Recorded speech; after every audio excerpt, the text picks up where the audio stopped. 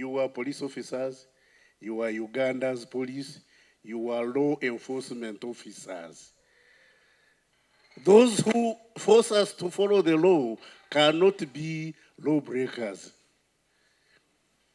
You may not like the law, but enforce it as it is. And then advise those of us who make law to make adjustments. Because nothing in nature, you see, in nature you never see sharp edges. There are no sharp edges in nature. There is nothing perfect in nature. The edges are round. If the law is inadequate, quietly advise us, we shall go to Parliament and fine-tune that law. But don't break the law. Don't break the law.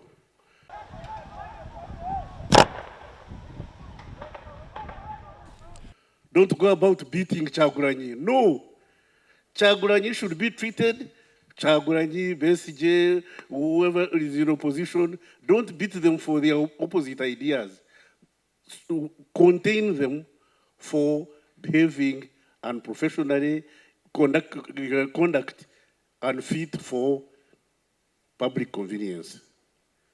When these fellows are doing their conferences, because these political parties are legitimate, they are legal. We have them in the constitution. Me, I didn't like this business of Marat Party, but Ugandans went into a referendum and said we shall go Marat Party. We shall write it in the constitution. So whether I like it or don't like it, I have to respect it, because that's the law. So when you are dealing with these fellows of the opposition, as police officers, don't deal with the opposition. Deal with bad conduct. So tell Kyagulanyi, tell Besigye, tell I don't know who the other one can say, if you want to do your meeting, don't do it on the street. Don't do it in the market. Don't do it in a school. Don't do it show him where to go. Say, if you want to make noise, go to Kororo, go and jump up and down. When you are tired, you go home. If he's going to Ginger, take him to the market, not the market, someplace, the playground. Say, you go there. And let him go there with his people, his or her people. They jump up and down, shout, and they can insult those of us who are in politics. When they are finished, they go home without inconveniencing anybody. Let them exercise their rights while respecting the rights of others. They should exercise their rights, their constitutional rights, while respecting the rights of others. Don't come to our markets. Don't inconvenience us on the street. For you are going to a rally. Me, I'm doing trade. Now, you as police officers, your job is to enforce the law. Enforce the law to the letter. Don't beat opposition. No. Deal with errant citizens. There is a difference. That's why I tell the opposition, when you want to do demonstration, that is legitimate. But when you do riot, then we shall also become rioters. Demonstrate, don't riot. Deal with errant citizens who have different ideas from mine, which are not necessarily your ideas. Don't beat the opposition and bring us a bad name. Because for us as government, we are not interested in harassing the opposition. But for you as police, deal with people who don't conduct themselves properly, but stick to the law. Don't go beyond the law.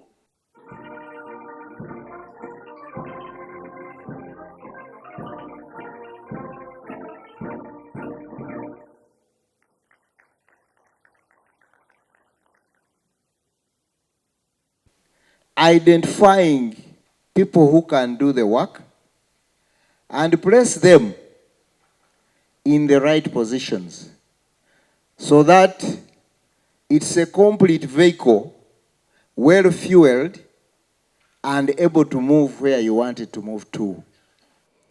I know the expectations, both within the Uganda Police Force and the wider community, is high.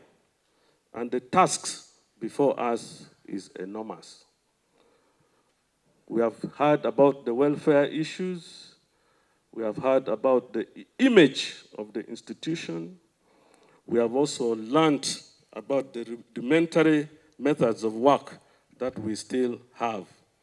But, Honorable Minister, I believe together, you have always been there for us.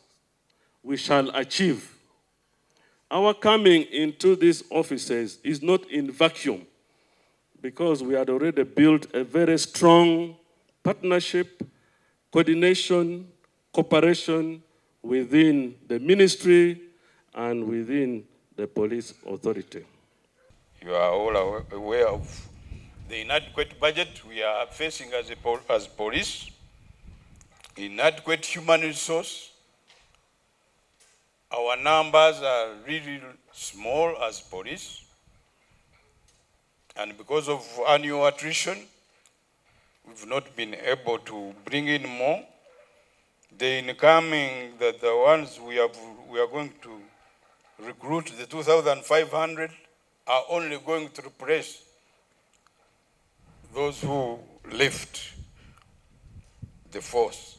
So the force, as we come towards the elections, it is challenged by the numbers. There are a number of areas in this country, sub-counties in this country, where policing is absent. That undermines the policing capacity.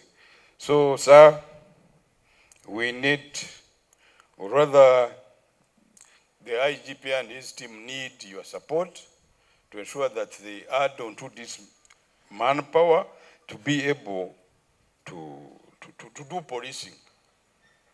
Otherwise, they will not go any further. Like you all know, police delivers a public good: internal security and safety, enforcement of the law and order. In that regard, I want to say that we have many unsung achievements and good deeds by our rank and file. Many of these have been put down in the handover report. Unsung and thanked most times because that is our job. So we don't need to be thanked for what we should do. The public and our leaders expect nothing less. But we also have our persistent image issues, and I want to mention them, by which we are unfortunately largely judged. And it is in the public domain. I won't fear to say it: corruption and professional behavior, tendencies of inefficiency, and lack of or slow response to situations, involvement in land grabbing, etc., etc. These are an uncomfortable indictment which you as police leaders must address in a more profound way.